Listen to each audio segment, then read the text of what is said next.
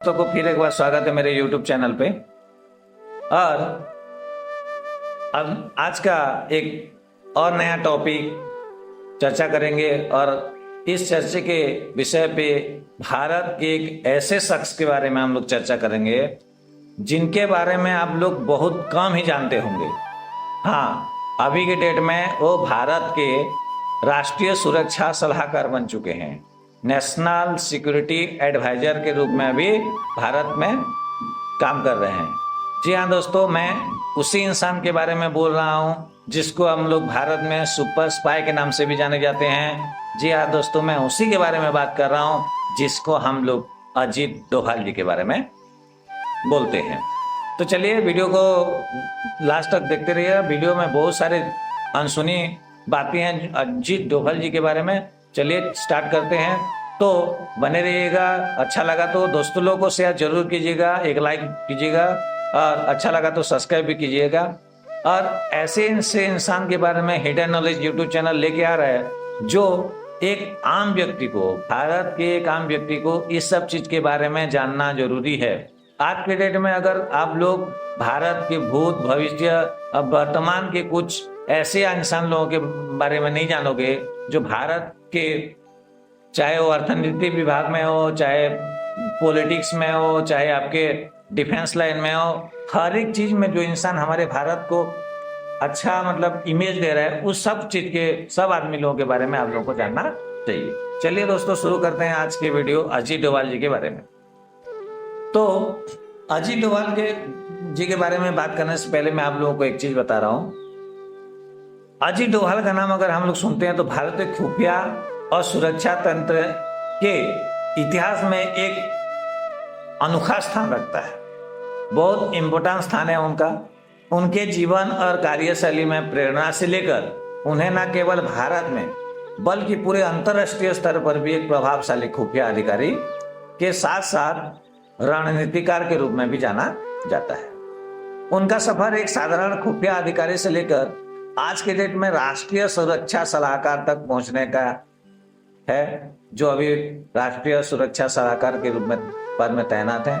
आइए जानते हैं अजीत डोभाल जी के और कुछ दिलचस्प जिंदगी के बारे में और प्रमुख पहलों के बारे में। उनका प्रारंभिक जीवन और शिक्षा के बारे में मैं बताना चाहूंगा। अजीत डोभाल का जन्म 20 जनवरी 1945 को उत्तराखंड के पौड़ी गढ़वाल में हुआ था। उनकी प्रारंभिक शिक्षा अजमेर मिलिट्री स्कूल से हुई और इसके बाद उन्होंने आगरा विश्वविद्यालय अर्थशास्त्र में मास्टर डिग्री प्राप्त की। उन्होंने प्रारंभ से ही अपनी काबिलियत और अनुशासन से अपने भविष्य की नींव रख चुके हैं। तो जैसे उनके जान के हम लोग थोड़ा बहुत प्रारंभिक जीवन के बारे में, उनके शिक्षा के बारे में, उसके साथ साथ और एक पहलू इनके बता रहा हूँ।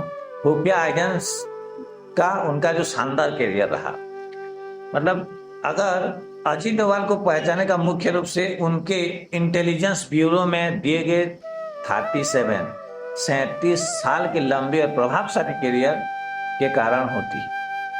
उन्होंने 1968 में आईपीएस में प्रवेश किया, इंडियन पुलिस सेवा में, और जल्द ही खुफिया विभाग में अपनी जगह बना ली। डोभाल ने भारतीय खुफिया तंत्र के लिए कई महत्वपूर्ण ऑपरेशन सफलतापूर्वक अंजाम दिए थे। उनके करियर की सबसे दिलचस्प कहानी, अगर अजीत डोभाल जी के बारे में चर्चा करते हैं तो ये नहीं जाने तो आप लोग कुछ नहीं जाने। उनका जो दिलचस्प कहानी में से एक था, वो 7 साल तक पाकिस्तान में अंडर कवर एजेंट के रूप में काम करते थे। सोचिए, 7 साल तक पाकिस्तान में अंडर कवर एजेंट के रूप में काम करना कितना बड़ी बात है, जो कि भारत के सबसे बड़ी दुश्मन देश माने जाते हैं। वे पाकिस्तान के कई महत्वपूर्ण क्षेत्रों में रहकर वहां की आतंकी गतिविधियों और भारतीय हितों के खिलाफ हो रही साजिशों के जानकारियां जुटाते रहे। सोचिए कितना बड़ा इंसान था वो 7 साल तक वो खुफिया एजेंसी में पाकिस्तान में रह के पाकिस्तान के जो भारत के खिलाफ चल रही साजिश, आतंकी गतिविधियों, सब चीज को ये जुटाते रहे। इसी साहसिक कदम पे उन्हें एक सुपर स्पाई के रूप में हम लोग स्थापित करते हैं। देखिए, ये तो जान के आप लोग उनके स्पाई के बारे में, उनके खुफिया एजेंट के बारे में, और अभी मैं आप लोगों को कुछ दिलचस्प चीज बता रहा हूँ। मिजोरम और पंजाब में उनका भूमिका क्या था? मिजोरम और पंजाब में उनका भूमिका क्या था? अजीत डोभाल की सबसे महत्वपूर्ण उपलब्धियों में से एक मिजोरम और पंजाब में जो उग्रवादियों के साथ बातचीत करके उन्हें मुख्य धारा में वापस लाने की उनकी क्षमता रही है। मिजोरम के विद्रोह के दौरान डोभाल ने उग्रवादी नेताओं को भारत सरकार के साथ शांति वार्ता के लिए राजी किया, जिससे वहां शांति स्थापित हो सके। पंजाब में भी खालिस्तान आंदोलन के दौरान उन्होंने सिख उग्रवादियों के बीच रहकर महत्वपूर्ण सूचनाएं एकत्रित की, साथ में सरकार को आवश्यक कदम उठाने में भी मदद की। ये सबसे बड़ा पहलू भी है मिजोरम पंजाब की भूमिका जो अजीत डोभाल जी का था। उसके साथ साथ अभी आता है उनका और एक प्रमुख किरदार, ऑपरेशन ब्लू स्टार और golden temple. Operation blue star क्या है मैं बताता हूं आप लोगों को। 1984 में अमृतसर के स्वर्ण मंदिर में हुए ऑपरेशन ब्लू स्टार के दौरान अजीत डोभाल ने एक प्रमुख भूमिका निभाई थी। उन्होंने भारतीय सेना के अंदर की सही स्थिति के बारे में जानकारी दी ताकि ऑपरेशन को प्रभावी ढंग से अंजाम दिया जा सके।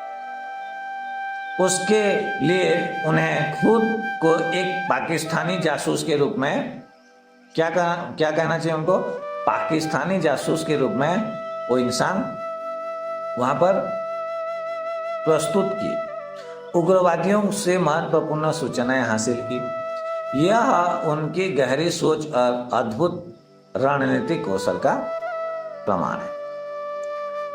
कंधार विमान अपहरण और आतंकवाद विरोधी रणनीति भी ये कई किए थे, जैसे कि 1999 में कंधार में IC-814 विमान अपहरण के दौरान डोभाल ने भारतीय वार्ताकारों की टीम का हिस्सा बनकर आतंकवादियों के साथ बातचीत की थी। हालांकि उस समय भारत को कुछ आतंकवादियों को छोड़ने पर मजबूर होना पड़ा, लेकिन डोभाल ने उस घटना से सीख लेकर भविष्य के लिए एक सख्त आतंकवाद विरोधी नीति का निर्माण करने के में महत्वपूर्ण भूमिका निभाए थे। उसके साथ साथ अभी के डेट में जो है राष्ट्रीय सुरक्षा सलाहकार के रूप में, उसके बारे में भी मैं आप लोगों को थोड़ा बता दे रहा हूँ। 2014 में जब नरेंद्र मोदी का सरकार आया, उसी समय इनको राष्ट्रीय सुरक्षा सलाहकार के रूप में नियुक्त किया गया। 2014 में उनको नेशनल सिक्योरिटी एडवाइजर के रूप में नियुक्त किया जाता है। इस पद पर रहते उन्होंने भारत की सुरक्षा नीतियों को कई महत्वपूर्ण बदलाव किए थे। उसी और पुलवामा हमले के बाद पाकिस्तान पर किए गए सर्जिकल स्ट्राइक और बालाकोट हवाई हमले के पीछे उनकी रणनीति मानी जाती है। उनके नेतृत्व में भारत की आक्रामक रक्षा नीति अपनाई और आतंकवाद के खिलाफ सख्त रुख अपनाया था। उसके साथ साथ और एक बात है दोस्तों, जो धारा 370 हटाने की भूमिका। हम लोग बोल रहे हैं कि धारा 370 कौन हटाया। अभी देखिए धारा 370 हटाने के पीछे भी किसका हाथ था। अजीत डोभाल ने जम्मू कश्मीर में अनुच्छेद 370 को हटाने में भी अहम भूमिका निभाई थी। उन्होंने सरकार को सही समय और रणनीति तय करने की मदद की, जिसके परिणाम स्वरूप कश्मीर में शांति बनाए रखने के लिए कड़े सुरक्षा उपाय किए गए। उन्होंने व्यक्तिगत रूप से कश्मीरी घाटी का दौरा किया और वहां के स्थानीय लोगों के साथ संवाद स्थापित करके हालत को नियंत्रण में रखा था। और उनके अगर व्यक्तिगत जीवन और विरासत के बारे में बढ़ेगा, फिर भी मैं चर्चा कर देता हूँ। वीडियो थोड़ा लेंदी होगा और 1-2 मिनट पेशेंस रखिए, वीडियो कंप्लीट हो जाएगा। अजीत डोभाल ने जीवन का अधिकांश हिस्सा गोपनीयता में व्यतीत किए थे। उन्होंने अपने कार्यकाल के दौरान कई मिशनों को सफलतापूर्वक अंजाम दिया, जिनके बारे में आम जनता को ज़्यादा जानकारी नहीं है। उनके कार्यों की गहराई और प्रभावशीलता को देखकर यह कहना गलत नहीं होगा कि वे भारतीय खुफिया तंत्र और सुरक्षा नीति के प्रमुख स्तंभ हैं। अजीत डोभाल का जीवन एक प्रेरणा है। आप लोग अजीत डोभाल जी का वीडियो देख के क्या क्या सीखना चाहिए उसको चीज मैं बता दे रहा हूँ। ऐसा नहीं है कि कोई व्यक्ति के बारे में अगर ये YouTube चैनल चर्चा करता है, उसके बारे में जो मतलब दिया जाता है सलाह आदमी लोगों को, उसी के बारे में मैं थोड़ा बता दे रहा हूँ। सबसे ज्यादा जरूरी होता है इंसान को समर्पण, अनुशासन और साहस। ये तीनों जिसके पास है और धैर्य, वो इंसान कभी ना कभी सफलता का सीढ़ी जरूर चढ़ता है। लेकिन यहाँ पर और एक चीज में ध्यान में रखना दोस्तों, अजीत डोभाल जी का जो रणनीतिक कौशल और नेतृत्व में भारत की सुरक्षा एक नए स्तर पर पहुंचाया है, और उनकी विरासत हमेशा भारतीय सुरक्षा तंत्र में अमिटी रहेगी। और जब तक जिंदा रहेंगे अजीत डोभाल जी, तब तक भारत की सुरक्षा करते रहेंगे।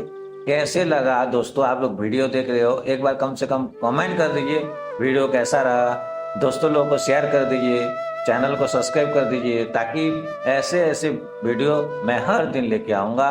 और आप ही लोगों का लाइक, शेयर और सब्सक्राइब ही मुझे मोटिवेशन देता रहेगा।